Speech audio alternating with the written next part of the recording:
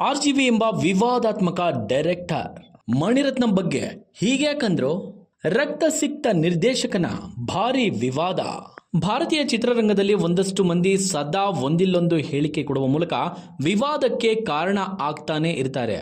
ಅದು ಅವರೊಳಗಿನ ಮಾತಿನ ಖಯಾಲಿ. ಎಸ್, ಅನೇಕ ನಟ ನಟಿ ಮತ್ತು ನಿರ್ದೇಶಕರು ಅಂತಹ ಮಾತುಗಳ ಮೂಲಕ ವಿವಾದಕ್ಕೆ ಗುರಿಯಾಗ್ತಲೇ ಇರ್ತಾರೆ.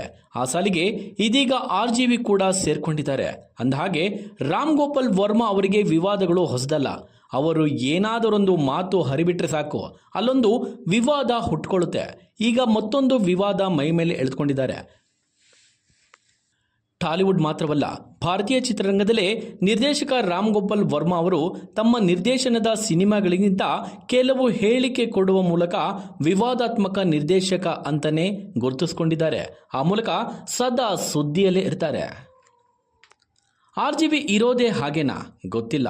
ರಕ್ತ ಸಿಕ್ತ ಕತೆ ಹೇಳ್ತಾರೆ, ಇನ್ನೆಲ್ಲೋ ಸೆಕ್ಸ್ ವಿಚಾರ ಮಾತಾಡ್ತಾರೆ, ವಿನಾಕಾರಣ ಯಾವುದಾದ್ರೂ ಒಂದು ವಿಷಯವನ್ನ ಕೆದಕಿ ಆ ಮೂಲಕ ಸೌಂಡ್ ಮಾಡ್ತಾರೆ. ಕೆಲವರ ಕೆಂಗಣ್ಣಿಗೂ ಗೋರಿ ಹಾಕ್ತಾರೆ. ಕೆಲವರು ಅವರ ಮಾತನ್ನ ತೆಗೆಳಿದ್ರೆ ಕೆಲವರು ಒಪ್ಕೊಳ್ತಾರೆ. RGV ಮಾತ್ರ ಯಾರು ಏನೇ ಅಂದ್ರೂ ತಮ್ಮ ಪಡೆಗೆ ತಾವು ಮಾತನಾಡ್ತಲೇ ಇರ್ತಾರೆ.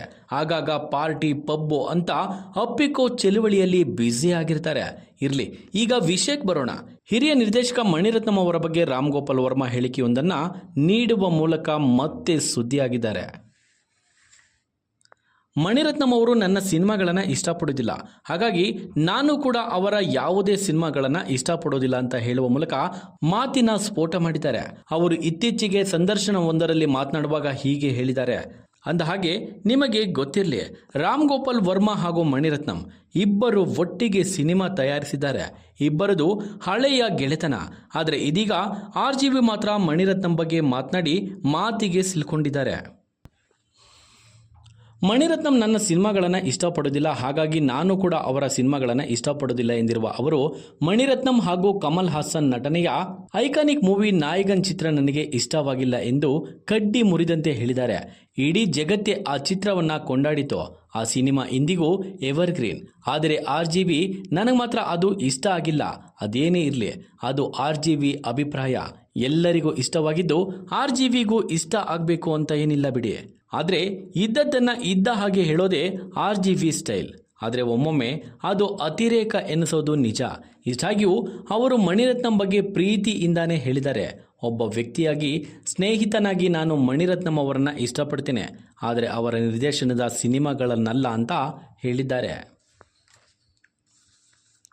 ನಾನು ಅವರ ಸಿನಿಮಾಗಳನ್ನು ಇಷ್ಟಪಡೋದಿಲ್ಲ, ಅವರು ನನ್ನ ಸಿನಿಮಾಗಳನ್ನು ಇಷ್ಟಪಡೋದಿಲ್ಲ ಎನ್ನುವ ಮೂಲಕ ಅವರು ಮತ್ತೊಂದು ವಿವಾದಕ್ಕೆ ಕಾರಣರಾಗಿದ್ದಾರೆ.